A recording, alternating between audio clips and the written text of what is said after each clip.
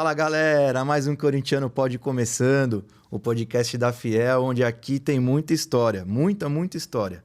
Rapaziada, isso é pra vocês, é pra Fiel Torcida conhecer mais sobre o clube, sobre o Corinthians. E hoje aqui uma pessoa muito especial, que a história dele é gigantesca. A caminhada desse cara aqui, putz, vocês vão entender do que eu tô falando. Fundador Gaviões, fundador da 12, já passou pelo departamento financeiro do clube e uma caminhada de história de jogos assim incrível. Aqui, Raul Corrêa. Prazer estar com vocês. Prazer é todo meu. A gente estava conversando aqui antes e, cara, eu li seu livro e fiquei emocionado com as histórias, com as passagens que eu vi. E confesso que a de 77 foi a que me pegou ali, que eu falei, caramba, que eu queria estar lá mesmo. Porque foi... É uma sequência, né? Quando eu fiz o livro, a ideia é que ele é marcado, né? Ele fala, Corinthians que eu vi e vivi 67, 79.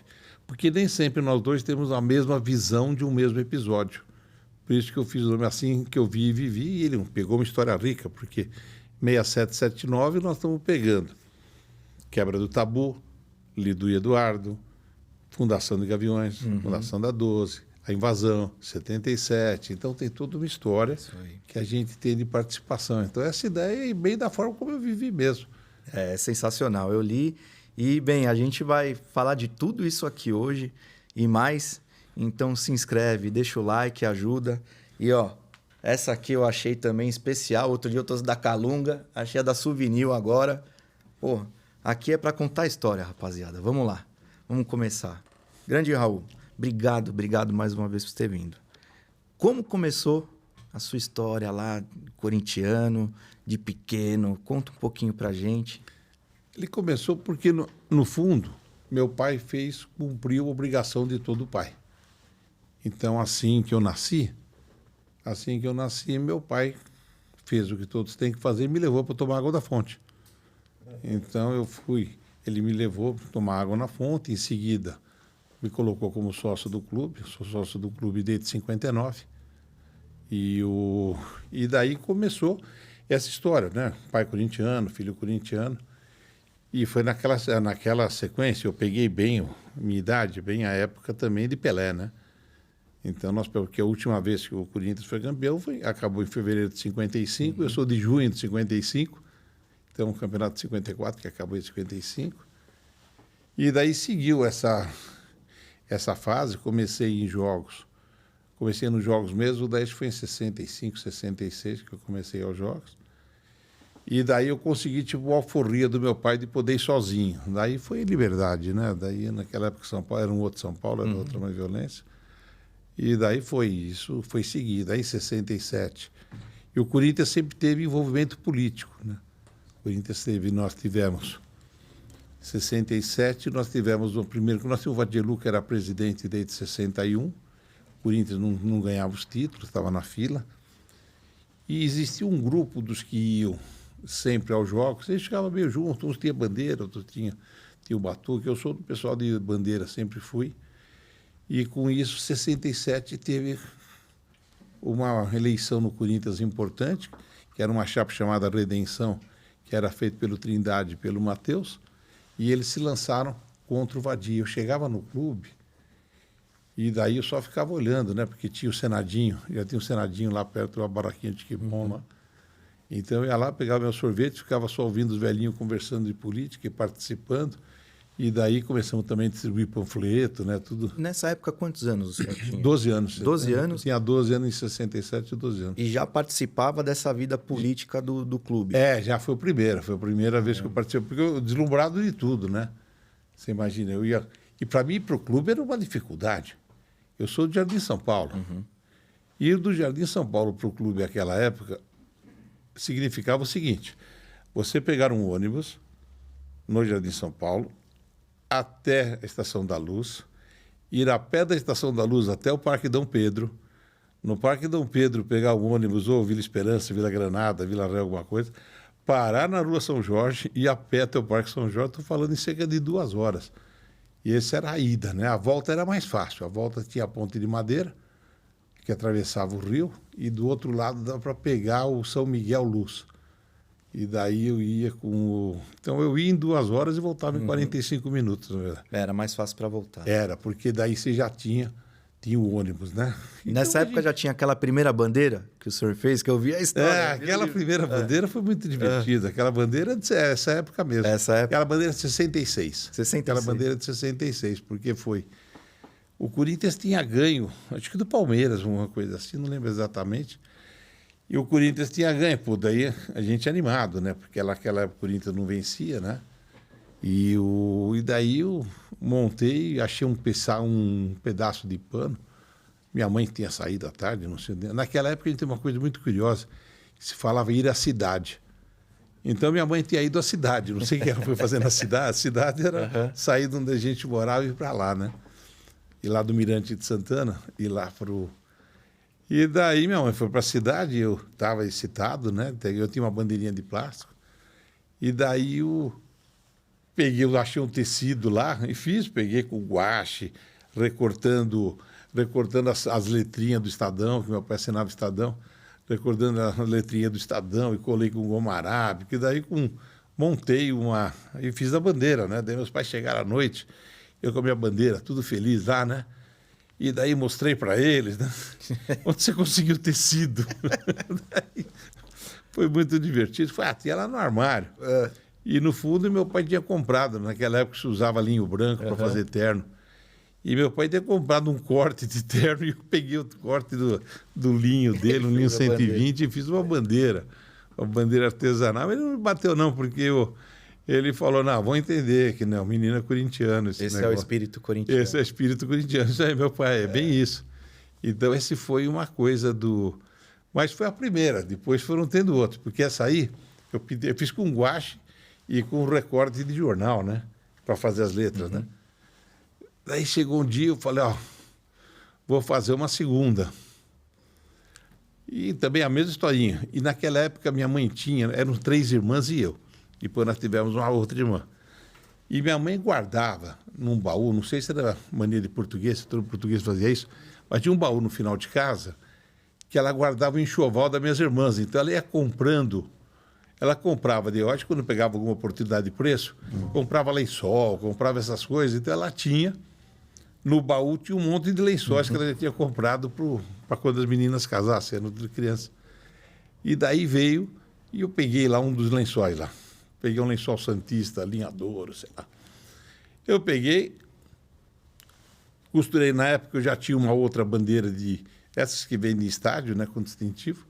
Daí eu cortei lá e costurei nessa bandeira. E de um lençol de casal, eu fiz minha segunda bandeira. Essa é minha segunda bandeira, daí ela aparece até em algumas fotos de estádio, quando se encontra, que era essa do lençol mesmo, né? Ela aparece. Naquela época, a torcida tinha, sempre os jornais, a Gazeta Esportiva, sempre fotografava, né? Então eu tenho fotos dela. Daí chegou uma hora, eu peguei essa bandeira e ainda pintei metade de preto na garagem de casa, né? E daí fiquei com essa bandeira. Essa bandeira me acompanhou até o início de 69. Daí meu pai caiu na Real e daí ele me deu uma bandeira.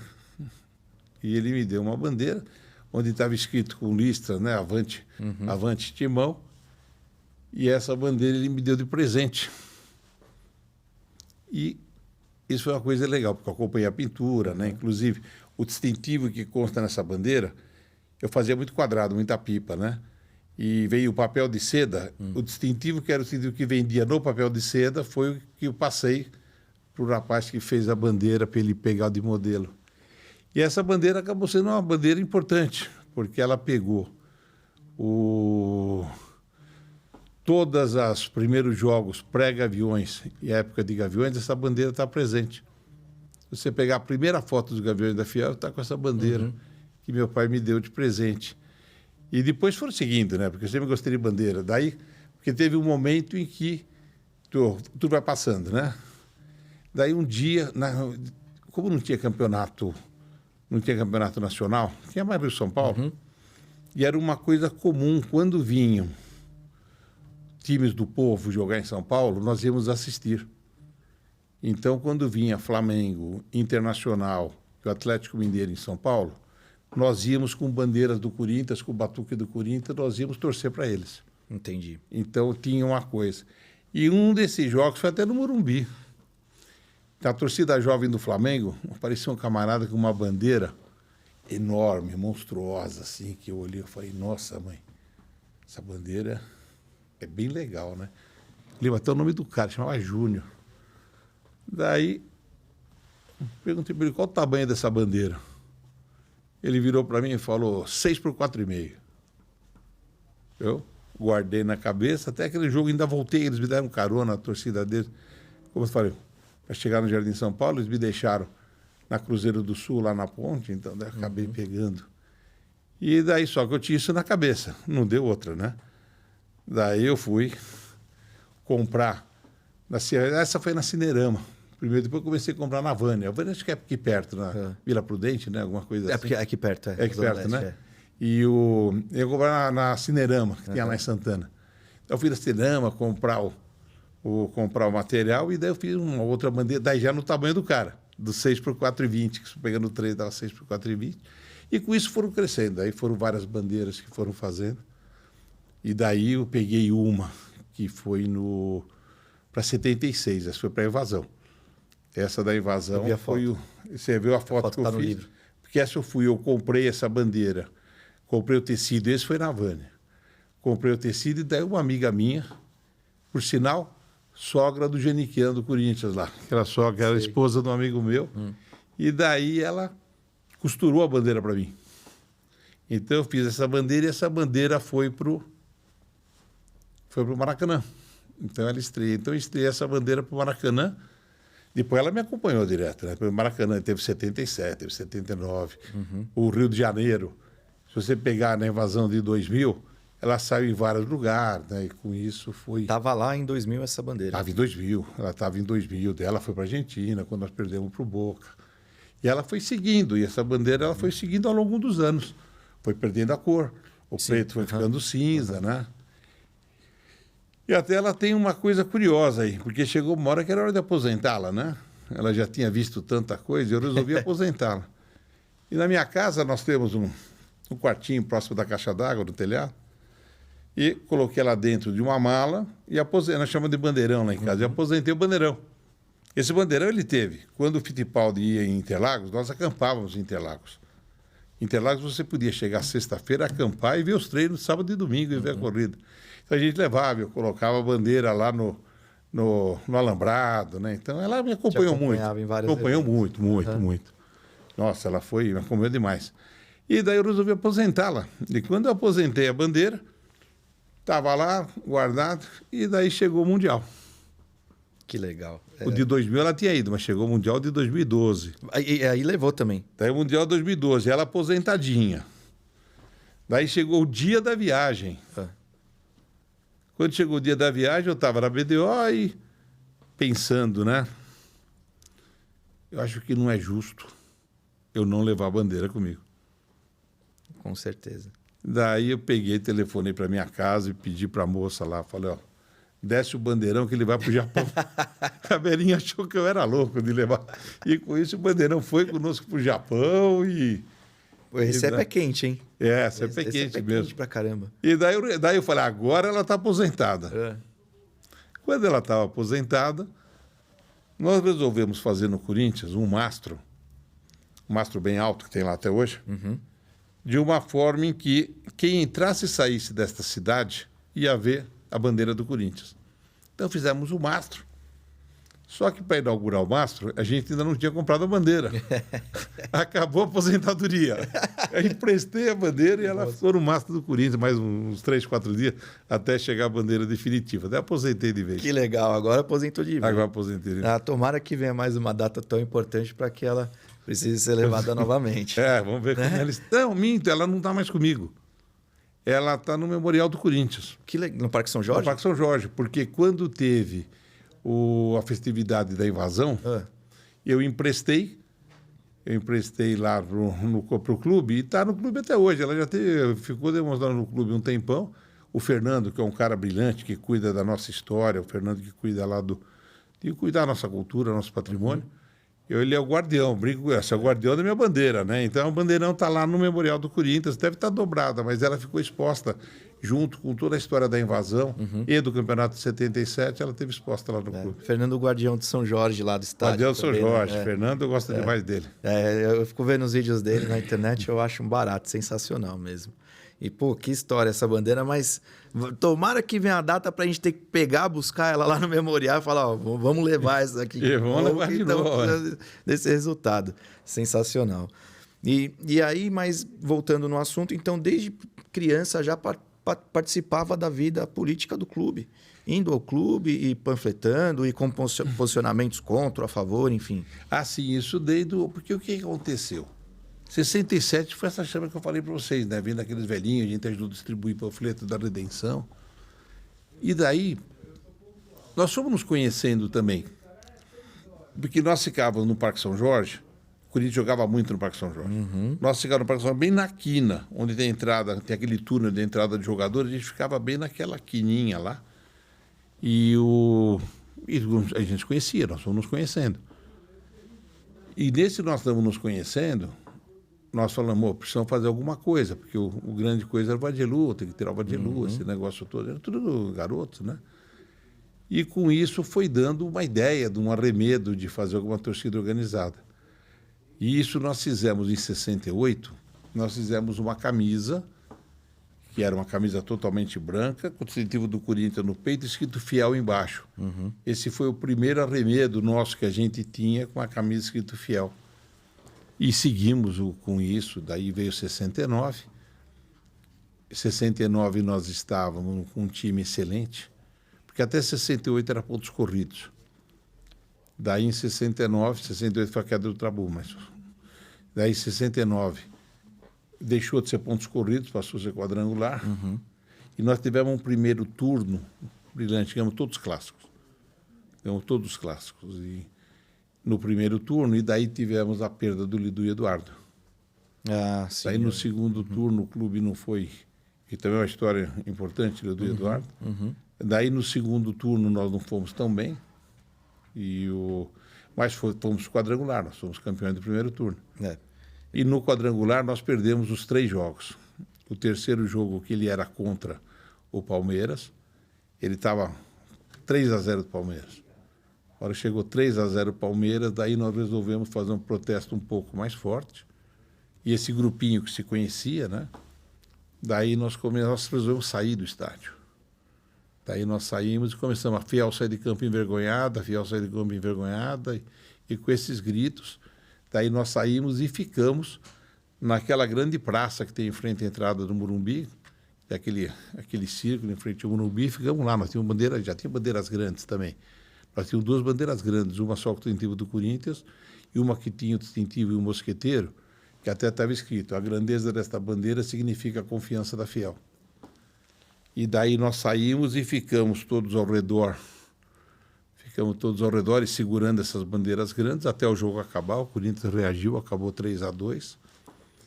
E daí na saída, daí protesto contra o Vadielu. Aí tinha um diretor de futebol, era o Elmo Franchini, eu lembro até hoje, ele tinha um Galaxy lá, e daí puxaram Elisa, que Elisa era do Vadir, né? Era ligada à situação, né? Existem torcedores que são mais ligados à situação. Daí eles puxaram Elisa, o Elmo Franchini puxou um revólver, foi toda uma história assim, veio. E com isso, daí veio a ideia dos Gaviões. Isso foi acho que 23 de junho. E daí vieram os Gaviões. A data oficial é 1 de julho, mas esse jogo pode-se falar que ele foi logo Foi ali que teve a ideia do pessoal que ali estava reunido. Aí saíram os Gaviões. Então, os Gaviões, nós temos a lista oficial de fundadores dos Gaviões são 20, mas nós já éramos uns 80, 100, né? Então já tinha 20 eram os que estavam lá, mas os que estavam do começo, né? Tem até a lista que o Flávio La Selva acabou preparando, e que surgiu há uns 3 anos atrás, daí ela veio a público, está no livro da irmã do Flávio, está no livro da irmã do Flávio até essa cópia, que aparece, mas nós já éramos em muitos, não tinha, poderia ter colocado 100, que já era o time que nós éramos mais ou menos desse tamanho, né? E daí vieram os Gaviões, o resto é política, história, derrubar Vadir, daí a Revolução Corintiana, e daí foi o mundo. Mas vamos falar disso também. Eu queria o senhor contasse sobre a história do Lu e do Edu. Lidu e Eduardo. Isso. É que houve o falecimento deles por um acidente de carro e aí o Corinthians propôs que para escrever mais 2 jogadores no lugar deles, né? E só o Palmeiras acabou não aceitando. Mas tem uma história curiosa que eu li no seu livro que o senhor acabou indo até o... Eu fui até o IML. Aí foi uma coisa do... Porque eu cheguei na escola na segunda-feira de manhã. Eu cheguei na escola e um amigo meu, Celso, virou e falou: Lidu e Eduardo morreram num acidente. E daí fica toda aquela comoção, né? Pô, como é que foi? Não sei o que lá. Que eles tinham, por coincidência, eles tinham jantado num restaurante do Alto de Santana, que era o Recreio Chácara Souza, e de lá eles foram e na Marginal tiveram um acidente, logo depois da Portuguesa. E daí eu fui falar com a diretora. Falei: olha, gostaria que a senhora dispensasse aqui para a gente poder ir no... Daí teve 2 falecimentos. Ela perguntou: mas o que são? São familiares? Eu falei: são familiares. Daí ela virou para mim e falou: mas 2? Como é que vai? O que são eles? Eu falei: são jogadores do Corinthians que tiveram um acidente. Moleque, você está brincando comigo? Você falou que é familiar? Jogador do Corinthians é meu irmão. E daí ela não deixou. Mas eu era bom aluno, então tinha a nossa Bedel, lembra até a dona Romilda? A dona Romilda, ela já tinha carimbado a presença na minha carteira, né? Daí ela... Falei: dona Romilda, me cobre que eu vou atrás por 2 jogadores do Corinthians. Daí eu pulei o muro, junto com esse meu amigo, e nós fomos para o IML. Imagino que era outra época, né? Imagino o que seria hoje. Eu entrei no IML, nós 2 ficamos ao lado da mesa do IML. Eu não sei te falar se é mármore ou se é inox, que eu esqueci, mas a piscaria falar que era de mármore. E os corpos estavam lá. Eu lembro do Lidu com um pano branco amarrado na cabeça dele, e nós ficamos lá do lado, vendo, né? Porque foi muita emoção. Quer dizer, você pegar um ano, que era o ano que o Santos não seria campeão, os campeões seríamos nós, ganhamos 4 clássicos, e você vê os 2 lá, e daí eu fui embora. Daí a gente acabou indo embora. Os corpos depois foram velados na nossa capelinha no Parque São Jorge, mas eu não fui, nesse dia eu não fui. Mas daí chegou o dia seguinte na escola. E daí eu fui chamado na diretoria. E daí fui eu para a diretoria. Quando nós estávamos no IML, o Jornal da Band foi fazer uma matéria.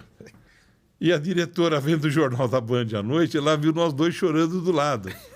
Então ela me deu um gancho, tanto que eu tenho minha carteira de escola de 69, ela tem a suspensão que eu tive por causa desse jogo.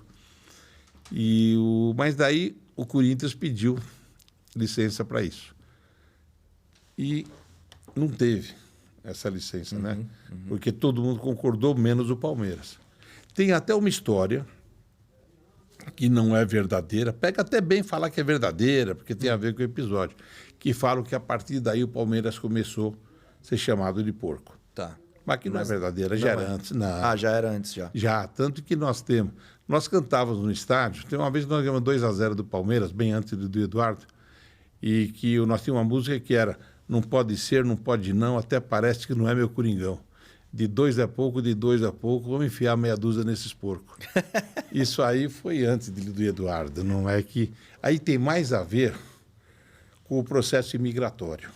Tá. Do que seria a imagem do português, a imagem do espanhol, a imagem do italiano.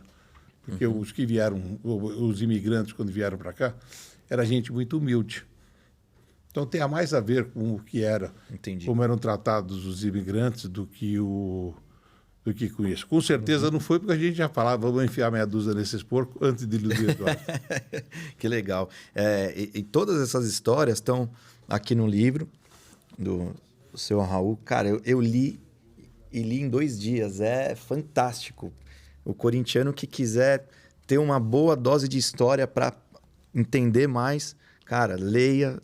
Putz, é fantástico, é muita história. E na capa é a bandeira. Riquíssima. E na capa é a bandeira do Lençol Santista. Aí.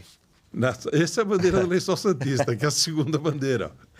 Esse é o Lençol Santista que eu pintei na garagem de casa. E aí as carteirinhas, né? Número 11 dos Gaviões, número 2 da camisa 12 e a do Corinthians. Aí se criou os Gaviões naquele jogo contra o Palmeiras, nessa mesma época que o Corinthians perdeu. E como que foi a vivência depois, a criação? Teve muita, na época, algum tipo de retaliação? Ou como é que foi? No começo, quando nós fizemos em 69, nós éramos muito jovens, eu tinha 14 anos, né? Sim.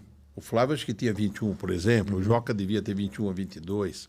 Os mais velhos, então, Mais estavam velho. nessa idade de 21, 23. Mas por aí. poucos, né? A maior parte eram jovens. Quer dizer, eu tinha 14, o Vila Maria tinha 15, por exemplo, o César tinha 15. Então era mais ou menos. O Clebão também tinha 15. O Clebão é um ano mais, Clebão mais do velho. Até a Morte. Clebão do Até a Morte. Parceiro pra caramba. Então, o Clebão também tinha, era mais ou menos o tipo. Nós éramos mais ou menos um time também. Nós éramos. O nosso grupo era mais, chamar o grupo do Flávio, vamos supor assim. O pessoal das bandeiras era mais o pessoal mais ligado ao Flávio. E você tinha o pessoal que era o pessoal do Batuque, que era mais ligado ao Joca. Eles eram os dois grandes líderes dos aviões e dois excepcionais líderes para serem relembrados para todos sempre, tanto Flávio quanto o Joca, né? E com isso nós começamos. No início, mas só que a gente fazia barulho, né? Então nós começamos a pegar e fazer barulho, começamos a ter apoio. Nós tínhamos, inclusive, precisava um pouco de caixa, né? Que a maior parte não trabalhava. Então nós tínhamos algum apoio. Eu era o responsável de fazer as cobranças, porque eu cuidava do livro. Eu fui o primeiro tesoureiro dos Gaviões, né, se for chamar assim. Já nessa época, super Já tinha aptidão para. E já organizadinho, né? Caramba. Já organizadinho. A gente no meu livro tem o livro Caixa dos Gaviões, de quem contribuía com a gente. Eu prestando contas para o Flávio, a assinatura dele e tudo. E com isso nós tínhamos, mas era o dinheiro para a gente fazer camisas, esse negócio, né? Que era pegar o que a gente recebia por mês, era pouquinho. Só que nós fomos crescendo. E daí nós tivemos, aí começaram os embates com os Gaviões, com o pessoal do Adi, né? Os Gaviões crescendo e se manifestando. E nós tivemos um momento em que o Vadi foi, isso em 70, segundo dizer, mas metade dos 70, o Vadielu ele fez a bandinha deles, que era um pessoal da Nenê, se eu não me engano, e eles usavam, era até divertido, que eles tinham aquela camisa de frio, que era uma camisa branca de manga comprida, que a gente chamava da bandinha do Vadi, né? Então eles diziam, só que eles eram muito mais velhos que a gente, eles eram todos os camaradas que eles eram cara de escola de samba, né? Mas então, o maior problema não foi com a polícia ou com outras torcidas. Foi com o presidente do Corinthians naquela época. Ah, sim. As outras torcidas, mano a mano. Até aí não tem essa história. Corinthians é Corinthians, né? Não, isso não tinha. Nós tínhamos, e isso foi com o presidente do Corinthians, mas nós tivemos um jogo contra o Santos, no Pacaembu, que daí a coisa realmente começou a pegar, e que acabou o jogo, ganhamos 2-0, a gente saiu pela Pacaembu, né, no finalzinho lá da Praça Charles Miller, saímos festejando, e de repente nós fomos cercados por um ônibus, parou um ônibus com a bandinha do Vadia, e daí foi um terror, porque eles eram fortes, tinha pedaço de pau, aí foi uma coisa que pegaram em cima da gente. Nós tínhamos muitas meninas, o pessoal fala hoje, tinham muitas mulheres nos Gaviões da Fiel já. Não era uma coisa como falar hoje, a mulher não frequentava futebol, não, nós já tínhamos muitas moças que frequentavam os Gaviões. E daí foi aí deu jornal, deu hospital, deu tudo, né? E os jornais começaram, né? Gaviões, Capangas massacram Gaviões da Fiel, Gaviões da Fiel massacrados. Isso foi uma coisa assim meio pesado. E daí teve o jogo no outro sábado. Foi sábado, não foi domingo, acho que foi um sábado. Quando chegou no outro jogo de sábado, nós tínhamos tido essa batalha, porque a gente chamou a Primeira Guerra. E daí ficamos Fui lá, levei, eu e todos, né? Nós estávamos, quem foi, tá a camisa dos Gaviões embaixo da camisa normal, tá com a camisa normal, e eu lembro que quando eu cheguei, o Flávio La Selva estava, eram umas 2 horas talvez, o Flávio estava sentado aquelas escadarias que tem na lateral do Pacaembu, que tinha na pracinha. Sei. Daí o Flávio estava sentado lá com uma faixa enrolada. A faixinha enrolada. Daí, um pouco da Vila Maria chegou, mas eram, sei lá, acho que umas 20 para as 4. Nós éramos uma meia dúzia que estavam lá. Porque os pais, de preocupação, a gente achou que, nossa, isso aí foi um golpe para a gente. Mas chegou o horário de entrar no jogo, o jogador ia entrar mais ou menos 10 para as 4, né? Então nós entramos, fomos para o nosso cantinho, E no canto que a gente ficou, mas de repente se olhava um lado, era um rosto conhecido. Estou falando com você e relembrando 50 anos. Mais de 50 anos. Daí era outro rosto. Quando você vai ver, estava todo mundo lá. Daí abri uma faixa que o Flávio tinha levado. Estava escrito Ninguém Segura os Gaviões. Caramba. Putz, daí foi... Falo com emoção até. Não, mas é emocionante mesmo. Daí o estádio inteiro. Daí foi uma eleição, depois daí teve a Segunda Guerra, teve uma outra guerra na São Jorge também, que também foi cheia de... Com os capangas do... Também com os capangas do Vadir. Mas daí veio a eleição, ganhamos a eleição, e daí eu fui obrigado, daí eu fui trabalhar. Porque quando teve essa Segunda Guerra, a gente também precisava de nome do jornal, né? Também eu vou fazer um pouco de política, né? E daí coloquei meu nome no jornal também, né? Entre as vítimas, né? Nós estávamos no meio. Daí meu pai, quando viu, falou que não ia mais financiar minhas viagens atrás do Corinthians. Não proibiu. Falou que não ia financiar mais. Falei, pai, então eu vou trabalhar. Então você vai trabalhar. Eu estudava de manhã, mudei para de noite. Eleição foi 28 de março, dia 6 de abril eu já estava trabalhando carteira assinada. Caramba, para poder ir atrás do Corinthians. Para poder ir atrás do Corinthians, né? Isso é emocionante mesmo, porque mostra como foi a criação dos Gaviões e a independência dele frente ao clube, né? Total. Sempre como órgão fiscalizador também, não, lógico, oficial do clube, mas é um órgão que fiscaliza. Sempre foi. No início, quando o Vadir caiu, no início, nós tínhamos a sede dos Gaviões na 7 de abril, que era um escritório do Matheus. E daí já era a nossa segunda. Primeiro começou, deixava as bandeiras na garagem da avó do Malfitani, depois foi lá para Frederico Estedo, mas daí na 7 de abril foi quando foi mesmo, 70, 71, e foi a sede dos Gaviões mesmo, era um escritório grande. As carteirinhas todas que vocês veem de Gaviões por aí, boas delas, esses 2 dedos que datilografaram, né? E daí nós tínhamos toda a parte organizacional lá. E depois, quando caiu o Vadir, nós ficamos nos Gaviões, os Gaviões da Fiel ficaram dentro do Parque São Jorge. E isso até... Mas aí foram por meses mesmo. Tá. Isso foi meio por meses, os Gaviões ficaram, porque daí nós acabamos... Começou a ter disputa política, daí veio a Camisa 12, então os Gaviões saíram, e daí dentro da política, daí a Camisa 12 saiu, cada um foi para sua sede, e saímos do Corinthians em começo de 72, já não tinha mais nenhuma das duas. Mas aí, antes disso, teve o racha... Foi entre Gaviões e 12. Surgiu a 12. Isso, Mas esse racha, ele também, de novo, foi político, porque o que aconteceu? O Matheus, o Vadir e o Matheus tiraram Trindade em 58. Daí, então, em 59 foi gestão Matheus, 60 gestão Matheus. Em 61, que seria a reeleição, do Matheus, a eleição foi no Conselho. E o Vadir ganhou. Então, o Matheus se sentiu meio traído por causa do... Mas daí começou a política. Daí o Matheus enfrentou em 63, campanha contra o Vadir, 67, que eu falei para vocês da redenção, em 71, quando foi a Revolução, em 71, daí o Martinez foi o candidato. Em 71, pela Revolução, e daí já alguns Gaviões apoiando, e Martinez ganhou, e daí caiu o Vadir. Só que dentro dessa política, como todas as forças políticas de oposição se uniram, quem se une sem ter o mesmo ideal pode ter alguma desunião em seguida, né? Em muito pouco tempo, começou a oposição ao Martinez, 2 meses depois. Então, nós achávamos, uma parte, eu um deles, né? Nós achávamos que não era justo fazer oposição para o cara ter acabado de entrar, você tomou tapa na cara para tirar o Vadir. 2 meses depois vai tirar o... Sim. Não era justo fazer isso. Outra parte do pessoal dos Gaviões achava que devia ser mais fiel ao Matheus, pela ligação, esse negócio. E daí a gente acabou saindo e fizemos a Camisa 12. Então, a eleição ela foi em março e nós fizemos a Camisa 12 em 8 de agosto, porque foi muito em seguida. Quer dizer, você imagina, o presidente entra em abril e já começa, mas foi por causa da disputa, que é Corinthians, né? Entra vaidade, entra poder. E daí foi essa divisão. E daí ficou meio, tanto que Gaviões e Camisa 12 se estranharam ao longo da década de 70. Era até meio divertido, porque praticamente todo final de jogo tinha a briga Gaviões e Camisa 12. Daí aparecia o inimigo comum. Se aparecia a torcida, aparecia a Tupi, por exemplo, Daí a gente se reunia, batia no pessoal da Tupi e voltava a brigar entre nós. Então isso foi mais ou menos nos anos 70, foi assim. Então era briga de irmão mesmo, quer dizer, isso seguiu. Dos 80 para cá não teve mais esse problema. E teve uma época que a camisa 12 lá foi até um pouco maior que Muito Gaviões, maior, né? muito maior, lógico.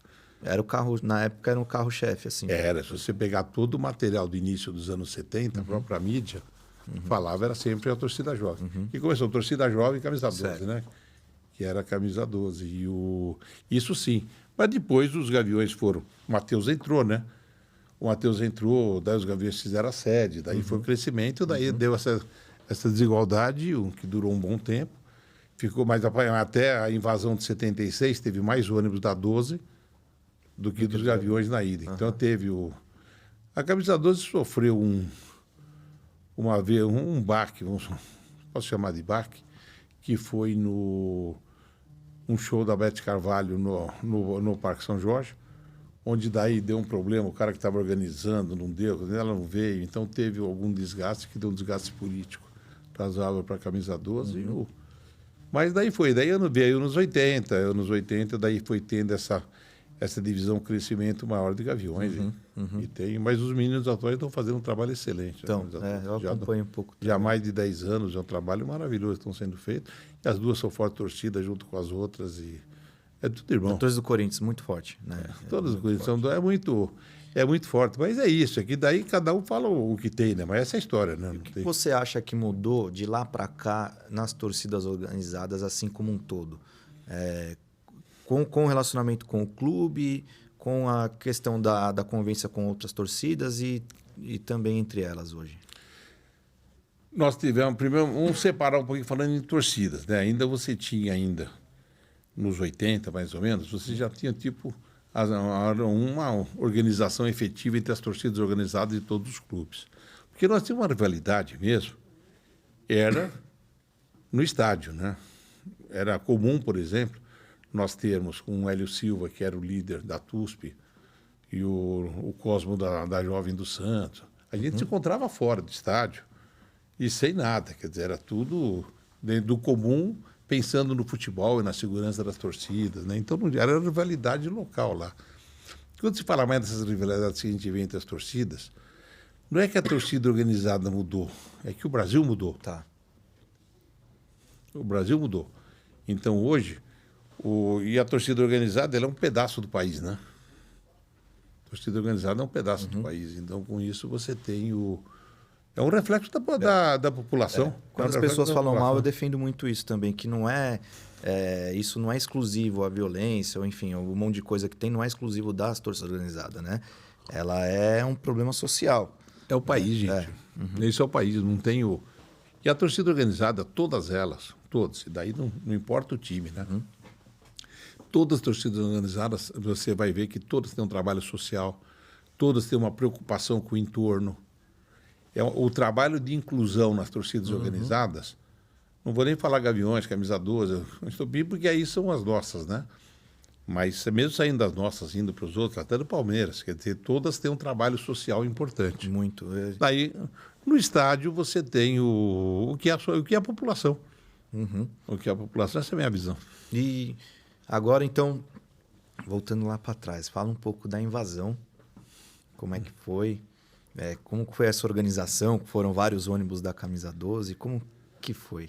Olha, a invasão foi o seguinte, a invasão ela começou no Recife, porque quando foi para o Recife, nós tivemos muita gente que foi. Então, nós tivemos no jogo contra o Corinthians, é sempre Corinthians, né? Tá lá embaixo, depois vai lá e vai mexendo, né? Meio garrincha, meio aleijadinho, mas o Corinthians vai chegando. E daí lá no Recife, foi um grupo importante de pessoas, nós ganhamos o jogo, e daí teve gente ajoelhada no campo, tivemos esse negócio, e começou já dentro de um movimento. Já dentro do movimento, depois disso nós tivemos um jogo no Sul, e daí chegou que nós fomos para a semifinal. E daí já tinha essa história de Corinthians, né? Quer dizer, por isso que eu falei, começou no Recife, mas ele já foi vindo e virou uma coisa, porque teve uma provocação, o Matheus aquele corintiano folclórico que todos nós adoramos, né? Com seus defeitos e virtudes, óbvio. E nessa aí, o presidente do Fluminense era o Francisco Horta, que era meio Fluminense, né? Meio piradinho, todo arrumadinho, assim. E daí ele começou numa brincadeira com o Matheus. E daí eu falei, vocês não vão vir nada, vem meia dúzia de gato pingado, alguma coisa. Daí o Matheus falou, me dá metade que a gente vai. E ele deu, achando que ia, sei lá. Mas começou todo esse movimento. Começou, e virou quase uma coisa que a gente tinha que ir. E virou uma coisa... Tem um filme, acho que é dos anos 80, se não me engano, chama Contatos Imediatos de Terceiro Grau. Que era uma coisa onde todos eram atraídos por um disco voador, né? Você assistiu. É um belo filme. Quem não assistiu... É legal mesmo. Deve ter no YouTube. Já não deve ter Netflix, mas no YouTube vocês encontram. Contatos Imediatos de Terceiro Grau. Então, de repente, todos tinham que ir. Porque quando você vai, todo mundo ia. E não era essa moleza de hoje. Que você tem avião a 200, 300 reais. Você não tinha. Era muito caro. Então você ia de ônibus, de fusquinha, quer dizer, você não tinha. Meu pai foi de Fusca, né, pai? Pai foi de Fusca. Não era essa moleza de hoje. E eu, por exemplo, na época, eu já trabalhava com auditoria. Eu estava na Arthur Anderson, que era uma empresa que tinha à época. E eu acabei com um colega da Anderson e a gente alugou um ônibus para nós, que colocamos um ônibus exclusivo nosso. Da empresa? É, um ônibus exclusivo. Não, mas foi de colegas da empresa, pra... da camisa da E Arthur ninguém Anderson. trabalhou na empresa no outro dia? Não, o jogo foi domingo. Mas até voltar e tudo? Chega. No outro dia? Chega. Os ônibus chegam aqui 4h30, 5 horas da manhã. E aí chegamos. Foi todo mundo baqueado, então. Tudo feliz, pô. Daí você imagina, nós alugamos um ônibus que fez parte da Caravana da 12. A Caravana da 12 saiu do viaduto do Chá, que era do Teatro Municipal, onde saíam nossas caravanas. E daí nós fomos. E o legal dessa viagem é que quando você passava na Dutra, então você imaginava a Dutra à noite, era uma marginal 6 horas da tarde. Então a Dutra ela era um congestionamento quase.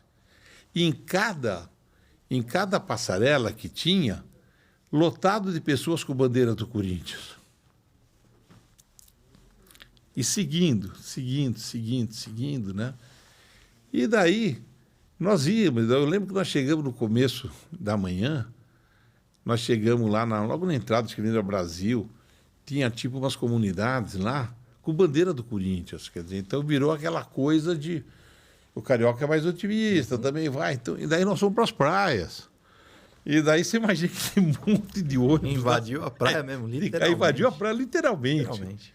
Invadiu a praia literalmente. E com isso foi indo. Aí tem um folclore, né? Tem aquela história de ter trocado as bandeiras do Hotel Nacional, que tem as bandeiras de vários países, trocou tudo por bandeira do Corinthians. Daí teve um boato de que iriam colocar a camisa no Cristo. E daí então foi polícia, torcida do Fluminense, tudo lá preparado. Dizem que saiu uma carreta aqui com um monte de pano dentro. Agora, mas não teve. Mas com isso foi divertido, porque daí nós fomos. Eu lembro que eu cheguei a volta de meio-dia, mais ou menos, chegamos lá no Maracanã. E era legal, porque apareceu até um bug com tudo Fluminense, pintado Fluminense, esse negócio todo. E, de repente, a torcida começa a subir com o bug dos caras. Levantou na mão. Mas não tinha violência. Não é zero de violência. Era uma puta diversão. Tinha um jornal chamado Pasquim, que era um jornal carioca, que só falava de carioca, só gozava dos paulistas, mas que todos nós líamos, porque era aquele jornal que falava um pouco de política, dentro das metáforas que o momento permitia, né? E daí eles fizeram um negócio chamado Dicas para os corintianos do Rio de Janeiro. Então, fazendo tudo troça em cima da gente, quer dizer, mas era uma página de Pasquim, colocando que isso era a gíria do paulista, brigar biscoito com bolacha, esse negócio todo. E daí foi o negócio, porque virou. Para você ter uma ideia, eles tinham uma propaganda da Rádio Fluminense, que ao longo do ano 77... Se você pegasse qualquer revista que tinha a propaganda da Rádio Fluminense, eles mostravam era a torcida do Corinthians. Caramba. Que era o Maracanã lotado. Porque quando nós entramos, Era tudo Corinthians, nós éramos maioria. Nós éramos maioria. E daí ficamos lá. Tivemos uma grande sorte. Porque choveu. Eles tinham um puta time. O time do Fluminense era melhor. O Fluminense era muito melhor que o nosso. Quer dizer, e daí saiu o Fluminense 1-0. Daí saiu 1-0 o Fluminense. Daí a gente...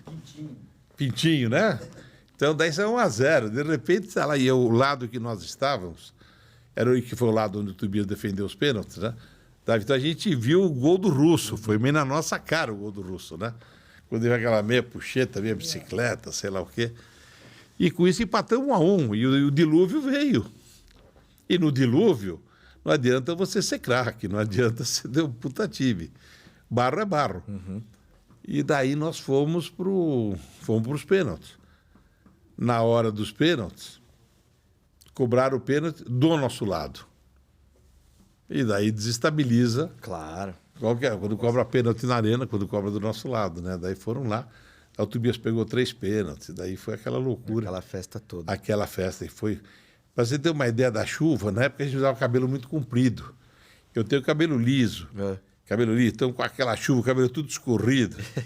E daí o Fantástico me gravou. Quando o Fantástico fez a matéria, eu estava lá, tentei pegar isso, mas depois eles falaram para mim que era muito caro o celulóide na época. Acho que é celulóide que faz filme. Era muito caro, então eles gravavam os programas em cima dos outros. Entendi. Então não Perdeu. Existe o Fantástico da Invasão. Caramba. A Globo conseguiu, depois ela me deu um material, porque daí eu pedi, já eu adulto, né? Quer dizer, isso eu pedi nos anos 90. E eu pedi e eles acharam algumas coisas na Globo, mas não... e me deram uma fita, um VHS do que eles tinham, mas não era o Fantástico. O Fantástico já não tinha. E daí tem outra história curiosa também na Invasão. Porque fizeram um filme da Invasão uns anos atrás, né? Fizeram o filme da Invasão. E daí, não sei como, alguém falou, olha, o Raul participou da Invasão, né? E quando falaram comigo, eu falei, olha, cara, vem até aqui, porque eu acho que eu tenho material que você não tem. E o cara que tinha feito o filme estava pronto.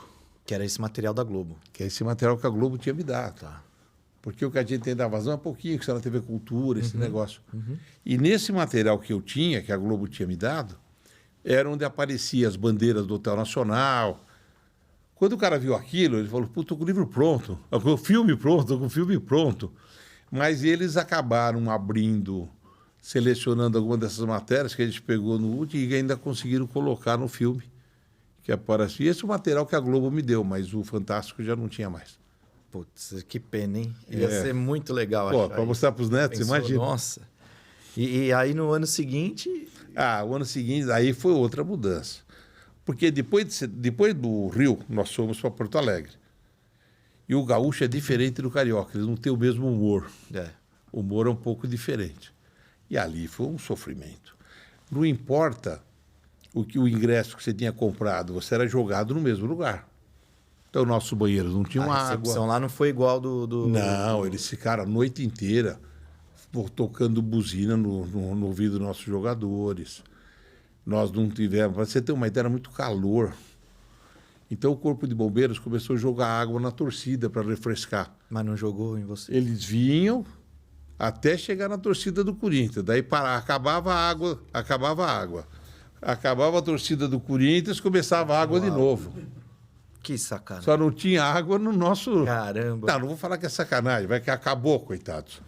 Então, quando tinha, não tinha. Banheiro não tinha água. Foi uma recepção muito difícil. Daí eles fizeram 1-0, mas a gente estava lá para empatar de 1-1. Daí fizeram o segundo gol, que a bola não entrou. A Globo acho que entrou, eu acho que não. Mas tem mais 35 milhões que acho que também não entrou. Então... A bola não entrou, mas ficou 2-0 para ele, o resto é história. Daí entra isso sim, como você falou, 77.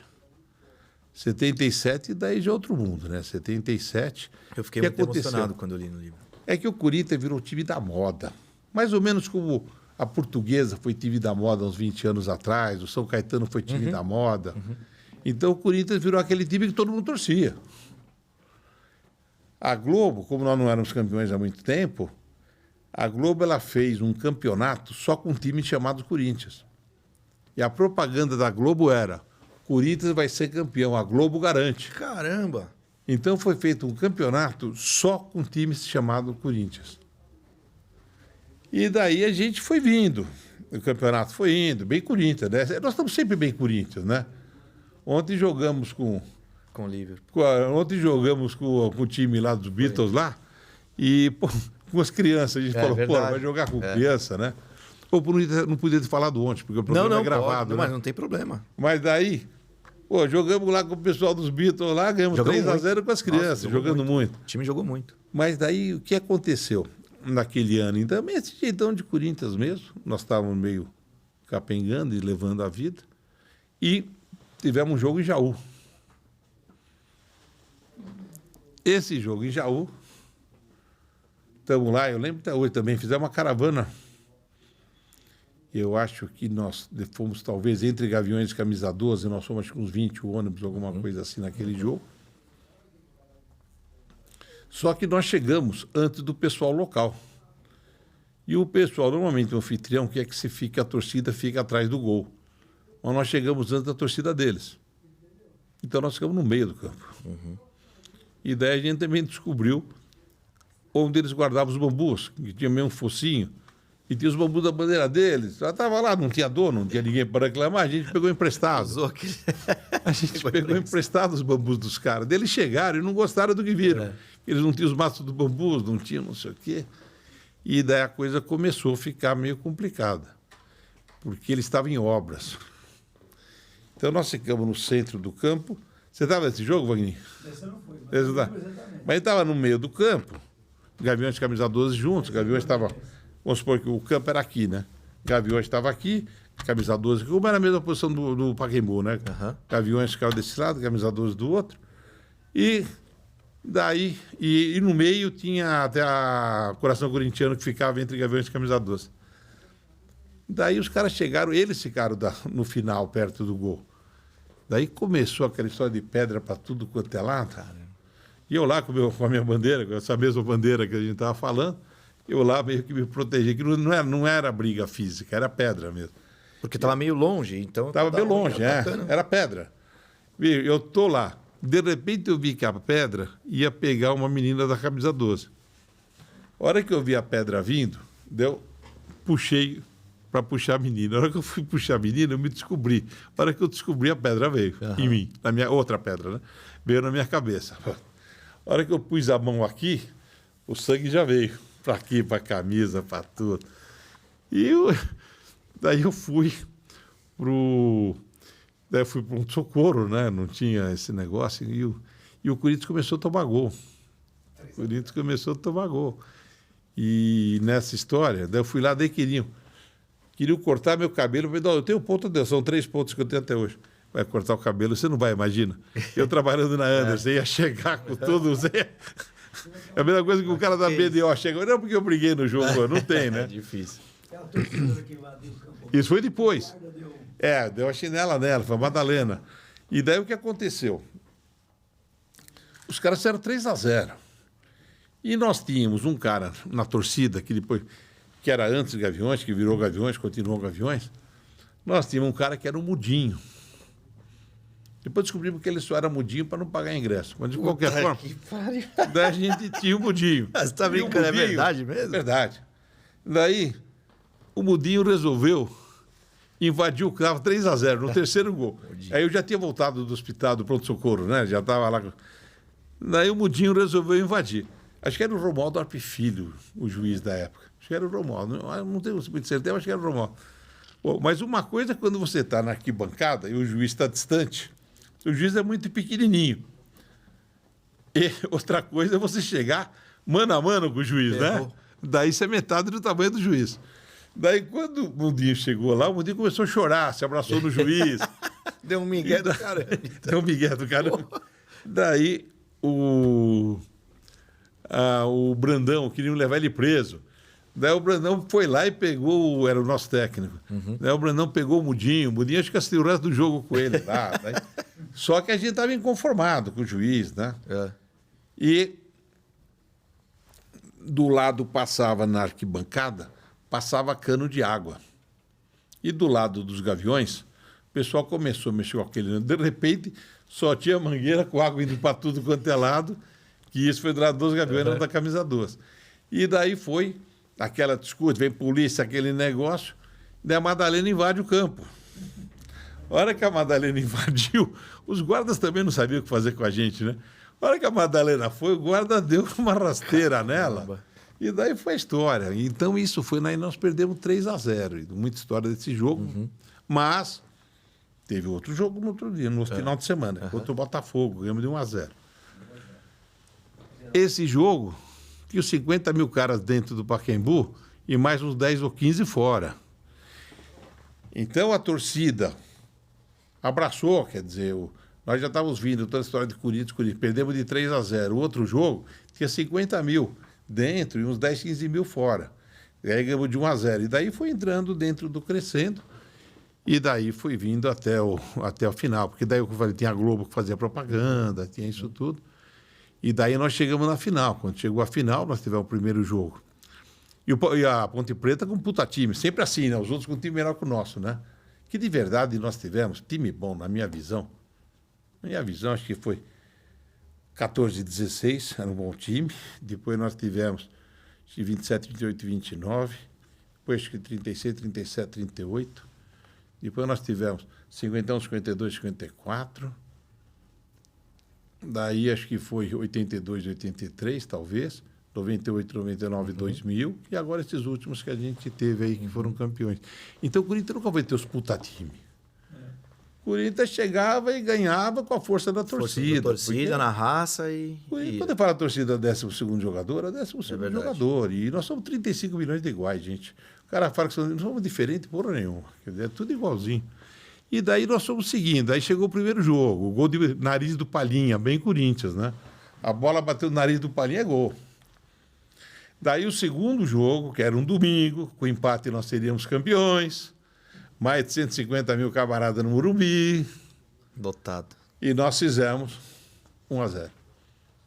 E aí foi aquela alegria. Com empate nós éramos campeões. Mais de 150 mil. E de repente, perdemos o jogo de 2-1. Então, quando todo mundo imaginava que nós seríamos campeões naquele domingo, eles viraram o jogo. O jogo foi para quinta, dia 13 de outubro de 77. Daí agora, nós já tínhamos perdido 74, que era um jogo para não ter perdido. Daí nós fomos 77. No dia 12, a sala do presidente, ela era dentro do ginásio, onde hoje é o restaurante, era a sala do presidente. Pouca gente sabe disso. Mas nós fizemos no Parque São Jorge, nós fizemos uma reunião na sala do Vicente Mateus, sem o Vicente Mateus. Sem ele? Sem ele, todos líderes de torcida organizada. Nós éramos talvez umas 12, 15 pessoas, não era mais que isso, não sei se chegava a 15 também, mas nós tínhamos líderes das torcidas. E nessa época tinha muita torcida organizada do Corinthians, tem umas 30. Porque de 76, com a invasão, 77... Mais do que hoje, então. Muito. Não, hoje tem 5, né? 5 ou 6. E naquela época era um monte. Qualquer um abria uma torcida na sua rua e tinha faixa, né? Mas tinham as grandes, né? Até a Morte, Mosqueteiros, Povão. Fora que seriam Camisa 12, Gaviões e Coração. Daí você tinha Mosqueteiros, Até a Morte e o Povão. Acho que essas eram as maiores que tinham na época. Posso estar esquecendo alguma, mas eram as maiores. Mas essa reunião, nós entramos nessa reunião falando que o Corinthians vai ser campeão. Então, foi meio que a gente... Como é que nós vamos fazer para ajudar o clube? E montamos quase uma estratégia de guerra. Que foi, para você ter uma ideia, se você olha os vídeos, quem estiver me vendo aqui pode assistir o videotape hoje, de 77, vocês vão ver que nós tínhamos torcida organizada lá embaixo da geral. Torcida organizada normalmente fica na arquibancada no alto. Porque a gente se dividiu, por exemplo. O Povão estava aí. O Povão é que mais aparece nesse filme, que é bem no corner, porque tinha estilingue com bola de gude. Então, era bem no corner mesmo que estava o Povão. Nós nos dividimos 4 torcidas grandes lá em cima. Nós tínhamos aquelas buzinas com H, não sei se H, azar, não sei, uma coisa meio mais ou menos desse tamanho. Megafone. A ideia era de que não teria... Nós não estávamos lá para ver o jogo, a gente estava lá para ser campeão. E tinha gente para pagar luz, tinha tudo meio organizado. Se ele conseguiu ou não, não sei, mas estava tudo combinado. Estava tudo combinado para a gente fazer. E até fui ver, porque no final da reunião, eu virei e falei, pessoal, lembra dos apitos da Portuguesa. Porque nós tínhamos tido um jogo contra a Portuguesa de manhã no Morumbi, que algum iluminado levou um monte de apito, que era um barulho infernal. E daí eu falei, vamos lembrar dos apitos da Portuguesa. Puta, que legal, daí nós compramos. Puta, monte de apito. Então você imagina o jogo inteiro com aqueles apitinhos, tudo. Eu já mais fui em os jogo assim, megafones, é complicado. mais os megafones, mais tudo. E nós fomos. E lá no Morumbi são 12 gomos. Deixaram um para a ponte e 11 para nós. Eu cheguei cedo. Na época eu estava num cliente. Estava num cliente em Diadema. Daí acabou 5 horas da tarde e já fui para o campo. E daí eu me posicionei lá, eu estava com a camisa 12, mas eu me posicionei e fiquei na entrada, junto com outro amigo meu, na entrada desse gomo da Ponte Preta. Uhum. E todo mundo que eu via que não tinha distintivo na bandeira, e nem camisa do Corinthians, óbvio, eu indicava para entrar. E nessa divisão, os guardas ficavam, obviamente, era de corda, né? Tinha uma divisão de corda, e os guardas ficavam olhando para a torcida do Corinthians, não ficavam olhando para o meio da Ponte Preta, né? Então estavam os guardas todos olhando para cá, e eu botando os camaradas que tinham tinha bandeira branca e preta, sem camisa e sem distintivo. Quando tinha uns 100 camaradas lá dentro, mais ou menos, daí eu entrei. Daí eu entrei com uns 2 ou 3 estavam comigo lá fora, daí a gente começou a gritar Corinthians, Corinthians, daí os guardas estavam olhando para cá, eles voltaram para ver o que estava acontecendo nas costas dele. Daí o povo invadiu, né? Então, nesse jogo, nessa quinta-feira, a Ponte Preta não teve espaço nenhum, porque nós ficamos com os 12 gomos. Dali não teve jeito. Daí né? não teve jeito, porque a hora que os guardas viraram, daí fechou. Mas isso é a história de Corinthians, o resto foi Isso é maravilhoso. o gol do Basílio, daí tudo que a gente planejou, lógico, tiveram os apitos, tiveram esse negócio todo. Na época usava rojão também, né? O Carlos lembra bem do cabelo dele, aquela fumaceira que você já viu em foto, né? E com isso foi, mas toda aquela estratégia montada, olha, se tiver até tal minuto, não sei o quê. Sim. Daí veio o gol do Basílio, o resto foi o que foi, né? E aí essa felicidade. Aí deu para ir pro jogo até o final, né? É isso aí. Vamos lá, que legal, isso é bom demais. Eu queria te perguntar uma coisa, como você viveu toda essa história lá, Vadielu, depois o Martinez, depois o Matheus. Eu vi no seu livro que essa desorganização financeira que há, essa dificuldade financeira, vamos dizer assim, ela tem desde lá de trás, não é novidade hoje o que está acontecendo, mas agora falando lá de trás, já tinha tudo essa dificuldade, Já. Existe a razão, existe a paixão, né? Então, é difícil essa administração. Mas se você pegar, se eu não estiver equivocado, em 1913, Corinthians seria despejado da sede. Eu acho que eu não estou errando o ano. 1913. Por falta de grana mesmo. Tá. Por falta de grana mesmo. E daí teve um jeito, não sei o quê, de salvar nosso patrimônio, que o cara não queria. Então, isso sempre foi, porque sempre teve essa mistura. E eu tinha uma coisa também de acompanhar isso, mas teve momentos. O Vadielu, por exemplo, ele teve arrecadação grande com um carnê chamado Corintião, teve venda dos títulos patrimoniais. Nós chegamos, quando eu entrei, era joia, não era título. E tanto que o meu é joia, né, até hoje. E o dos meus filhos e da minha mulher já é o título patrimonial. Tá. E com isso, o Corinthians tinha mais de 100 mil sócios, né? Era a época que os clubes todos tinham muitos sócios. Tinha muitos clubes em São Paulo. O Juventus tinha 120 mil. Não existiam os condomínios Não na tinha época, condomínio. não tinha Condomínios que acabaram com isso, as academias, né? E nessas passagens todas que a gente foi levando, nós tínhamos, o Vadielu investia bastante no esporte amador, Tá. nosso basquete, tanto basquete quanto futebol de salão. O basquete nós ganhávamos, disputávamos muito com o Sírio na época, né?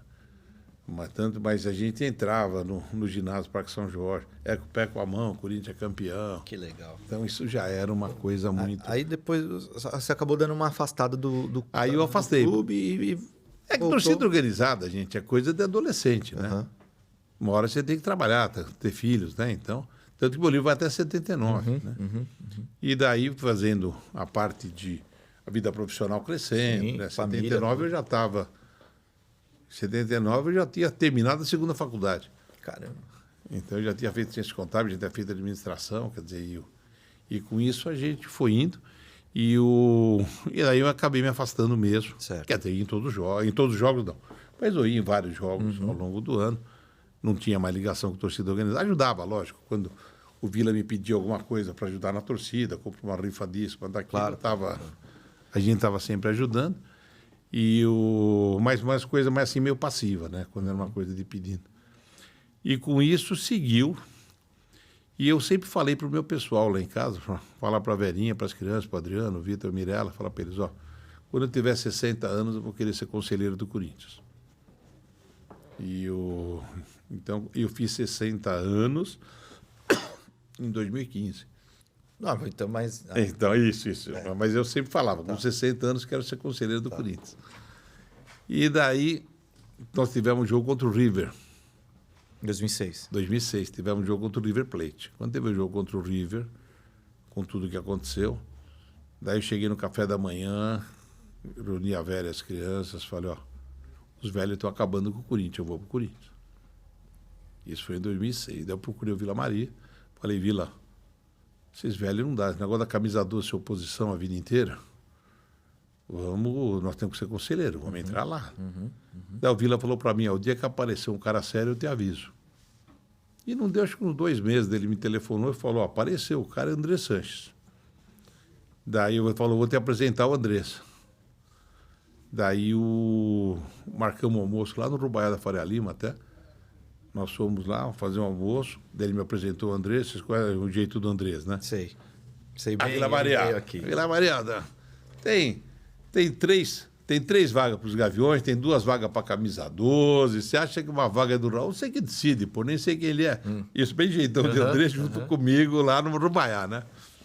Ele fala, uma é titular e uma é reserva. Então você põe o Raul de titular e vê quem você quer pôr de suplente, né? E com isso foi. E daí a gente começou. Daí então eu entrei na chapa, né? No chapão, que era de 100 conselheiros, que na época era uma chapão de 100, Da e renovação tinha mais e 100 da transparência. renovação e transparência, tinha mais 100, que era o presidente que indicava. Certo. E com isso eu entrei na chapa, daí a chapa nós conseguimos eleger a chapa, e daí veio a história com os números, e óbvio, eu não tinha 60 anos, né? E daí tem a história dos números das contas de 2006. Daí falei para o Andrés conseguiu convencer o Dualib a mostrar para a oposição os números, né, de 2006. Daí eu falei para o Andrés, eu conheço um pouquinho de números, se você quiser, eu posso te ajudar, né? Daí ele virou para mim e falou, se quiser, terça-feira, se quiser, você aparece lá, bem aquele jeitão mesmo, se quiser, você aparece lá. E eu apareci. Daí foi até divertido, porque ninguém me conhecia, estava afastado, né? Ninguém me conhecia, daí chegou 4 horas da tarde, que era o nosso momento lá. Eu lembro até agora, tinha o meu antecessor lá, o antecessor que era o Piovesan, que ele era o diretor de finanças, estava lá junto com o contador, e tinha o auditor da época, né? Tinha o auditor da época. Eu fui o último a entrar, porque não me chamaram também, né? Não me chamaram, daí eu sei que eu acabei entrando, e daí eu acabei ficando, por falta de espaço, acabei ficando na cabeceira. Eles estavam lá, eu estava nessa parte da cabeceira, e eu só ouvindo, como eu cheguei atrasado, eu procurei pegar o balancete que tinha e olhava alguma coisinha. E daí eu comecei a fazer pergunta. E o camarada começaram a responder. Mas é que tinha gente perguntando, que estava lá perguntando, não, mas vocês estão pagando pãozinho mais caro. Tem um outro virou e falou, não, mas os impostos estão contabilizados? Balanço auditado, óbvio que está. Tem que ser muito doido para achar que balanço auditado é maquiado, né? Tem que ser muito fora da órbita. E daí, óbvio que os impostos estavam contabilizados. Aí, mas quando eu comecei a fazer pergunta dentro do que eu estava vendo, com venda de jogadores, esse negócio. E daí eu vi, era a parte folclórica, né? E eu vi que o auditor saiu da sala e depois eu fiquei sabendo que ele foi telefonar para o sócio do serviço. Pô, apareceu um cara aqui que está fazendo um monte de perguntas. Tá vendo tudo aqui. Daí perguntaram quem é o cara. Ele falou, pô, um tal de Raul. O sócio virou e falou, então você está fudido, Raul Corrêa, você está fudido. Vai pegar todos os... E daí a gente se divertiu. Então foi o... Daí foi... Mas a gente conseguiu uma promessa de que eles iriam nos mostrar, nos dar uma cópia dos balancetes de 2004 a 2006. E daí isso é importante até a gente falar. Porque eles me deram a cópia e eu levei para minha casa, falei para a Verinha, Verinha, vai com as crianças para o clube no sábado de manhã que hoje eu vou me dedicar a Corinthians. Eu comecei a olhar os números e comecei a escrever, fazendo. Comecei às 8 horas da manhã. Quando era acho, umas 10h30, mais ou menos, 11 horas, comecei a chorar. Pela situação que já se encontrava naquela época. Porque quando entrou o pessoal em 2004, eles entraram em 2005. Quando a MSI entrou, eles pagaram todo o passivo. O Corinthians não tinha dívida. Você pega o balanço de 2004 do Corinthians, não tinha dívida. E daí, na hora em que eu comecei a olhar os números, eu descobri que o Corinthians devia 100 milhões. Nós já tínhamos uma dívida tributária de 60 e poucos milhões, era uma coisa assim meio alta. E daí meu filho chegou, daí o Adriano chegou e falei, filhote, você viu a carta? Eu fiz junto com o Vila a carta que tirou o Rivelino do Corinthians. Esse relatório vai tirar o do Alípio. E daí chamei o Andrés, pessoal, falei, gente, quero apresentar para vocês o trabalho que eu fiz, né? Pedi para a minha secretária datilografar no dia seguinte. Daí nós fizemos uma reunião no escritório do Heleno Maluf. E daí o Andrés não foi. O Andrés não foi, mas foi o Heleno, foi o André Luiz e mais alguns colegas nossos que estavam lá e eu apresentando os números. Então, uma hora foi a vez do André Luiz sair, que ninguém me conhecia. O André Luiz saiu da reunião e depois eu fiquei sabendo, ele ligou para o Andrés.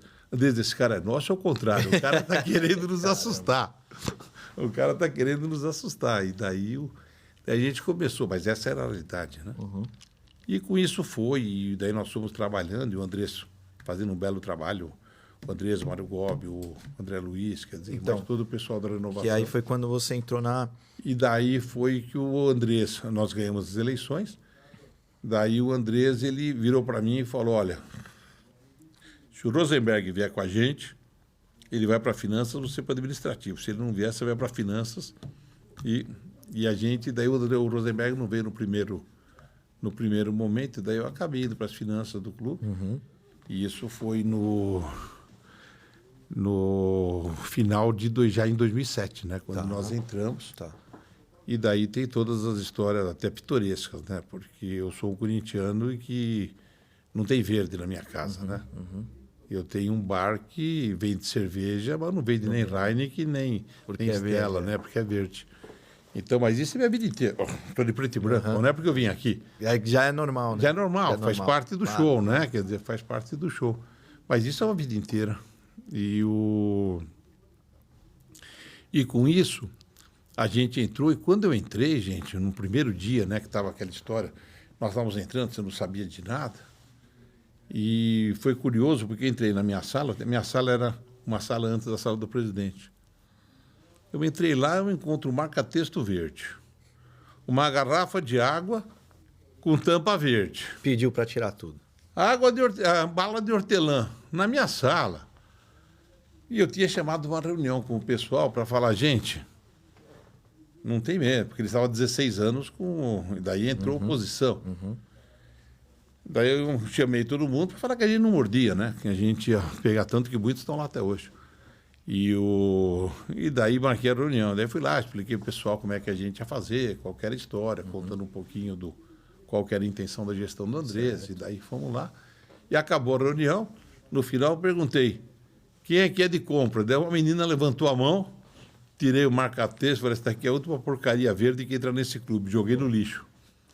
E daí chamei a mesma menina e falei, ó, essa água aqui não entra mais no clube, daí vai aquela história, não, mas a Coca-Cola está patrocinando o clube, essa água é Coca-Cola, nós precisamos.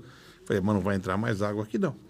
É verde, não entra. Vai trocar a Coca-Cola em 2 dias, né? Em 2 dias a Coca-Cola tinha uma outra, uma marca um pouco mais premium deles, que era preto com prata, alguma coisa, aí veio. A bala de hortelã virou bala de banana. E o pessoal fala, pô, Raul, você é louco? Não, não sou louco, não. Nós estávamos a caminho da 2ª divisão, devendo 100 milhões, e chega uma hora, quando você não está por cima, quando você está dentro do teu dia a dia, chega aquela hora que você precisa se agarrar no que você tem. E o que você tem? Você tem a sua tradição, você tem a sua cultura, você tem a sua história. Então, quando você está por baixo, você precisa buscar o melhor que você tem. Então eu falei, vamos pegar nas tradições. Então eu tinha que fazer, porque você tinha que dar um choque, quer dizer, porque você estava um presidente novo, extremamente aguerrido, que tinha... E nós fizemos, e essa primeira diretoria do Andrés, nós fizemos em todos os departamentos, nós contratamos profissionais de mercado. Então nós contratamos, peguei o Kerastelli, um ex-Anderson, para ser o nosso diretor de... acho que era gerente, não? Gerente de finanças. Nós pegamos o Roba, que está lá até hoje. O Roba, ele era do Pinheiros, ele foi cuidar dos esportes amadores. O Alvarenga contratou para o jurídico o Santoro, eu, Fernando, para cuidar do trabalhista, então eram 2 profissionais que a gente contratando. E isso foi em todo o departamento. Isso foi em todo o departamento. Profissionalizando tudo. O Mário Gobi contratou também profissional para trabalhar com ele. Qual era a nossa ideia? Transformar o clube numa potência real, que é o Corinthians, né? Então, nossa ideia era profissionalizar mesmo. Então, nós colocamos profissionais em todas as áreas. E tínhamos uma diretoria atuante. O Rosenberg manteve o que já trabalhava com antecessora, que era a Carla do Alib, depois o Calil, o nosso Calil aí. A Carla perdeu um processo recentemente até. Foi. E depois o Calil, mas a equipe era boa, então a gente manteve a equipe. Então, não teve, o Andrés não entrou com a gestão do Andrés com aquela política de troca. Não, ao contrário, nós complementamos as pessoas, trocamos o que tem que trocar, óbvio, mas... E com isso começou o processo de recuperação. E esse processo de recuperação, ele teve momentos importantes. Você imagina, quando a gente entrou, devia um monte de dinheiro. O primeiro raciocínio que você faz é, deixa eu reduzir. Vamos reduzir os custos, né? Vamos trabalhar com a base, mas não como o Santos sempre faz, né? Vamos pegar os menininhos para a gente poder crescer. Mas daí eu fiquei sabendo que eu não acompanho muito futebol, porque eu gosto do Corinthians. Quando eu era pequeno, eu fui em jogo de boliche com bandeira e rojão, eu ia ver natação. Eu não sou fanático por futebol. É o Corinthians. Eu gosto do Corinthians, né? E daí, mas eu estava me aproximando, eu vi que o Barcelona estava em alguma dificuldade. Eu falei para o Andrés, Andrés, eu acho que eu vou para Barcelona. Eu compro a passagem e vou. Eu, Raul, né? Não eu, Corinthians, eu, Raul. Daí ele falou, vai, não sei o quê. Daí ele fez uma carta para os caras dizendo para eu ir. E ele tinha a secretária do Alib ainda, que ela conhecia os meandros, né? 16 anos do Alib. Eu perguntei, o que eu levo para os caras? Doutor Raul, fica sossegado. O senhor vai levar camisa do Corinthians com o nome dos caras nas costas. O meu parceiro lá, o que seria o meu par do Barcelona, era o Soriano, que hoje ele é o presidente do City e também do Bahia. Então, o Soriano, ele era o Raul do Barcelona. O Laporta era o presidente. Então, eu peguei essas camisas. Tinha também o diretor de futebol. Então, eu levei 3 camisas para lá. E era para fazer isso mesmo, porque daí eles me deram a camisa do Barcelona com o Raul Correa, né? Então, foi exatamente essa troca. Mas só que daí, começando... Daí o Soriano começou a me contar a história que mudava tudo que eu tinha na cabeça. Que ele falava, não, vocês têm que ter um time que está sempre entre os 4 primeiros. Você não pode ter o time para ficar brigando, para ficar em 12º, porque com a força que tem o Corinthians, você precisa de arrecadação, você precisa de brand, você precisa de vender, precisa vender marketing, precisa vender camisa. Então, você tem que estar sempre entre os 4. Eu só ouvindo. Daí foram me mostrar o estádio. O estádio, até para ir no banheiro, você paga. Quer dizer, eles começaram a mostrar o estádio utilizando tem um memorial fantástico que rentava, mais ou menos como o nosso Museu do Futebol. E eles tinham o espaço para alugar, para dar 24 horas, 7 dias por semana. E com isso foi indo e mostrando aquilo deles me falando, e não estava nem na nossa cabeça a ideia de pensar em fazer um estádio, né? A gente devia 100 milhões, tinha faturado 56 no ano anterior. E daí acabou lá, eu virei para o Soriano e falei, quanto me custa para você ir para o Brasil, contar isso para o meu presidente, para a nossa diretoria, para os conselheiros? Daí ele virou para mim e falou, ó, paga hotel e passagem que eu vou. Eu falei, tá fechado, quando você vai? E daí eles vieram, depois de uns 15 dias, mas que eu voltei de viagem, contei para o Andrés tudo que eu tinha ouvido. Daí eles vieram depois de uns 15, 20 dias. E daí fizeram. Aí não cobraram da gente nem a passagem e nem o hotel. Não pagou, o Corinthians não pagou. Quando eu voltei, eu falei, Andrés, os caras querem estar aqui, fazer um ralo. O clube está sem grana, dividimos entre nós. Claro. Dividimos entre a diretoria. Sim. 2 passagens de executiva e dividimos entre a diretoria. Mas eles não cobraram. Eles vieram.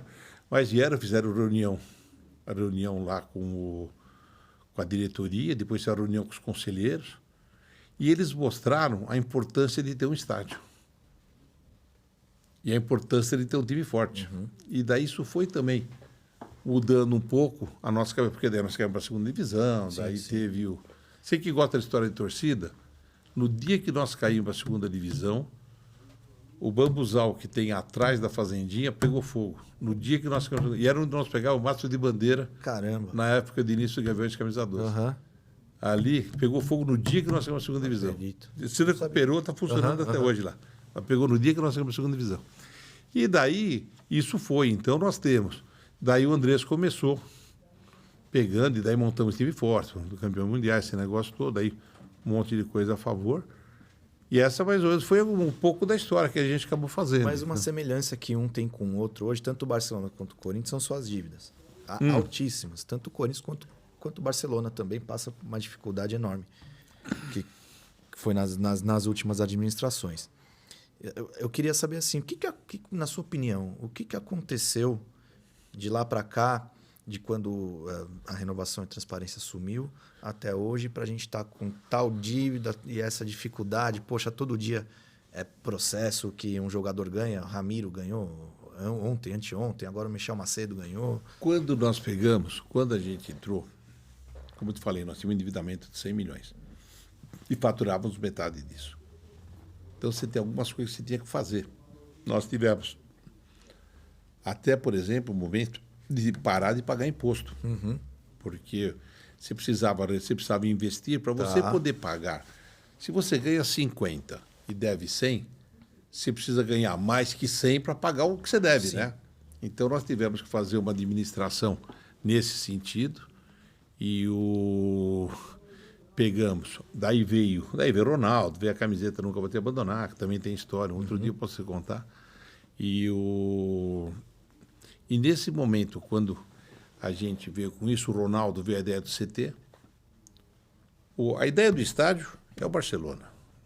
A ideia do CT foi o Ronaldo, porque daí o Ronaldo veio, conversou com o Andrés, trouxe outra visão para cá, e daí montou essa parte, e pegamos um presidente que é empresário, né? Então, com cabeça de empresário, fica mais fácil pegar. E com isso nós fomos levando. E quando foi já em 2012, no começo de 2012, a gente já conseguiu. Nós já estava estabilizado, começamos já a pagar todos os impostos em dia. Daí tinha aquele passado, daí eu comecei a negociar o passado com a Procuradoria, junto com o negócio. Daí chegou dezembro de 12, nós estávamos os impostos parcelados, já há um ano pagando todos os impostos em dia. Tinha renovado o Globo, tinha renovado o Nike. Eu tinha 70 e poucos milhões no caixa. Sabe quando você fala, agora vai?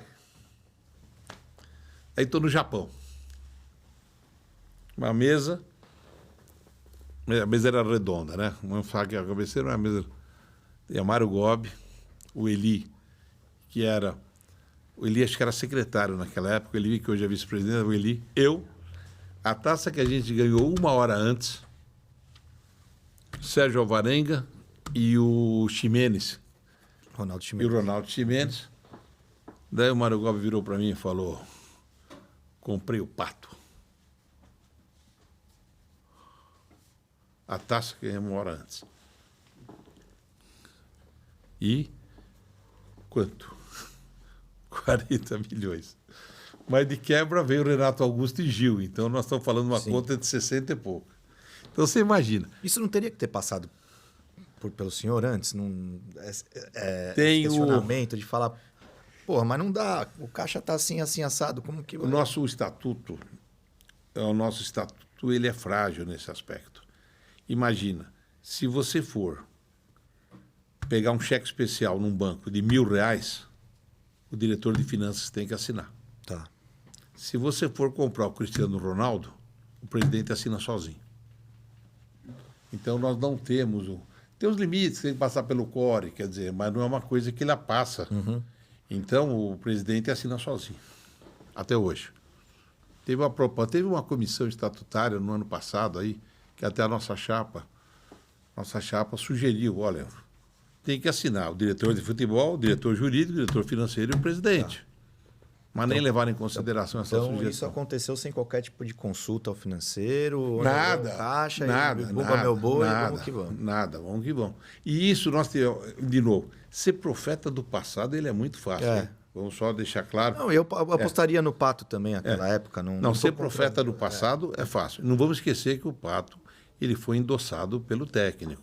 Não estou criticando nenhum. Mas de qualquer forma, O- o que isso aconteceu? Nós tivemos duas coisas que nos atrapalharam. Primeiro, ter investido esses 70 milhões. Não vamos levar em consideração que o Renato Augusto foi ótimo, Sim. viu esse negócio. É. Eu só falo de finanças. Isso, exato.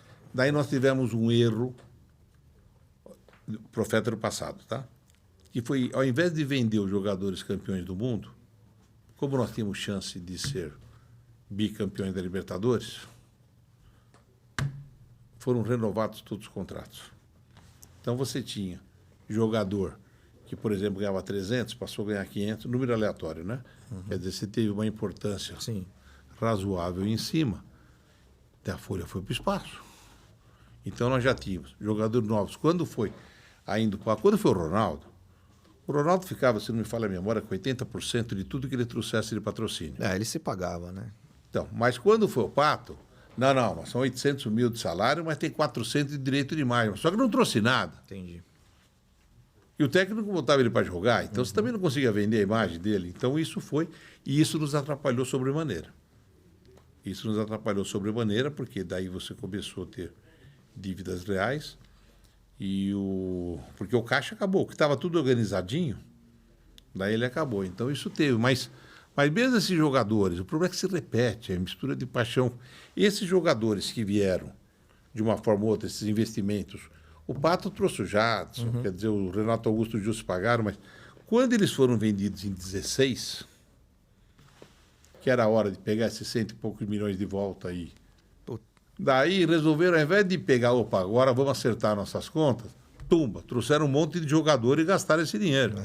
Mas o problema também é que a porcentagem do passe era pouca nessa época. Não importa, entrou um monte de dinheiro. Entrou. Mas só que esse monte de dinheiro gastou. Então isso entra, mas é a mistura de futebol e paixão. A gente está no final do nosso tempo aqui, eu preciso Vamos lá. correr. Porque senão eu fico 2 dias aqui conversando. Puta, é bom demais a conversa. Atualmente, o que acha que precisa fazer para solucionar o nosso problema? E também queria saber a posição sua, da chapa, hoje, na eleição.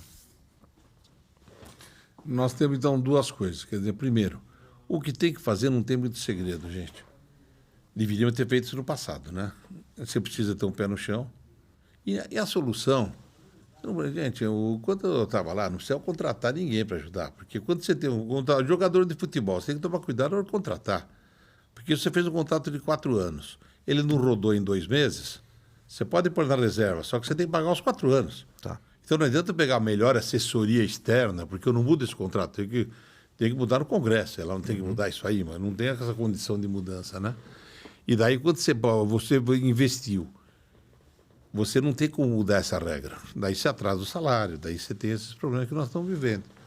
Mas o caminho é voltar, o time precisa ter um desempenho um desempenho razoável, sem dinheiro fica um pouco mais complicado, mas o Corinthians é muito grande, né? O Corinthians é muito grande. Você tem uma dívida importante, mas uma dívida importante de impostos, que a gente tem equacionado, mas uma dívida também tem equacionado importante agora. Isso dá para se levando, mas é voltar e patrocinar, mas precisa estar profissionalizado. Eu não sou favorável à SAF para o Corinthians, não, tá? Tá. Mas precisa profissionalizar. Muito do que a gente tinha feito voltou atrás. Você não pode fazer gestão com amigos. É a favor de diretor remunerado? Cargo Eu remunerado? falei que nós colocamos na entrada. É que não sou eu que tenho que ser remunerado. Não é o Mário Gobi que tem que ser remunerado. Não é o Adriano Monteiro Alves que tem que ser remunerado. Tem que ser remunerado os caras que vão tocar o clube. Eu até acho que o presidente tem que ser remunerado. Não, mas você tem. Por que não? Então o pessoal fala, pô, você poderia se candidatar trabalhando 12 horas por dia? Não tem como. Porque para você ser presidente do Corinthians, você tem que estar muito bem financeiramente, porque são pelo menos 4 anos. É um ano fazendo campanha e 3 anos de mandato. Você não pode aparecer no teu negócio. Por isso que eu acho que deveria ser remunerado, porque se eu quisesse ser, eu não conseguiria, porque eu vou tirar meu dinheiro do meu sustento. Você não tem como, quer dizer, então esse tipo de coisa. Agora, mas todas as diretorias têm que ter profissional embaixo. E o que acha da atual gestão do Willio hoje? Eu acho que o Duílio é um cara sério. Não vamos esquecer que ele é o CEO de uma empresa que fatura 800 milhões, né? Então você precisa estar muito bem suportado para isso, né? Eu acho que tem algumas coisas, nós estamos sem diretor de futebol faz um tempo. Eu acho que talvez se pegar assim, talvez faltou um pouco de suporte de diretoria, apesar de achar que ele é um cara sério. Certo. Eu mesmo como conselheiro, eu votei a favor das contas dele, porque eu acho que está fazendo um trabalho sério. Independente se fez isso, fez aquilo, se precisava disso Sim, ou não, mas daí erros acontecem. é claro. jogo, são coisas que acontecem. Mas financeiramente... Nós lutamos, a nossa chapa não é uma chapa de situação, nós Tá. somos eleitos como entre as 4 chapas de oposição. Certo. Mas também nós não fazemos oposição por oposição, né? Não dá para... A Valores, ela tem... A formação das Valores é gente que tem empatia, que sabe olhar de uma forma periférica, né? Tem gente que olha muito focada. Valores 83, não. Até para a nossa própria história, nossa própria história. Tudo que a gente tem para fazer, né? A gente sempre procura estar dentro lá do outro o que dá para fazer, o que a gente pode pegar e contribuir. Lógico, nós temos uma análise financeira, nós damos todas as munições, todas essas análises que você vê financeiras do clube, nós fazemos isso já há muitos anos, né? O Corinthians fazia, na nossa época, nós fazíamos mensal. O primeiro clube do mundo Recebi em casa. Recebi isso aqui, gente, prêmios mundiais disso, né? Nós ganhamos durante 2 anos, na nossa gestão, o clube mais transparente do país. E é isso que está faltando. Você não faz gestão com amigos. Você tem que fazer gestão com um cara competente, com um cara sério e que seja leal. Leal e amigo, eles podem ser um pouco diferentes. Às vezes eu posso ter um puta de um amigo, mas não necessariamente ele é do ramo. Se você bota um camarada que não é do ramo em qualquer coisa, pode aparecer um orelhudo e falar que o balanço é baqueado, porque não entende porra nenhuma. O Piovisan do não ramo? entende nada. Não entende nada. Então O não cara é... que não entende vai palpitar em contabilidade. Falou que estava maquiado. Não entende, não sabe o que está falando. Então, não que não seja um cara sério. Sim. E até acho que é corintiano. O sogro dele era corintiano e atuante. Mas Só que você tem que entender, eu não palpito em futebol, por quê? Porque eu não sei jogar bola. E isso ele se equivocou. Acho que ele estava no mau dia, porque é uma bobagem o que ele falou. Perfeito. Raul, obrigado por ter vindo. Eu já faço aqui o convite para a parte 2, porque sua história é muito rica, né? Esse papo me fascina, cara. Até sobre o passado, tudo. Esse mundo Corinthians é demais, cara. Me fascina. Então, deixo aqui já, se a gente puder, um pouco mais para frente, marcar a parte 2, bater mais quando precisar, contar essas histórias aí, é maravilhoso. Eu posso fazer propaganda ou não? Fica à vontade. Faço parte da chapa Valores 83. Nós vamos estar disputando a eleição esse ano para o Conselho. Nosso lema é pro Corinthians tudo, do Corinthians nada. E quem tiver o sócio, esse sócio que não aparece para votar, vai lá votar, vota na gente, deixa que já estamos lá. É isso aí. E é isso, gente. Obrigado. Prazerzaço estar aqui. Eu que agradeço a presença. E eu só encontrei no Corinthians, gente.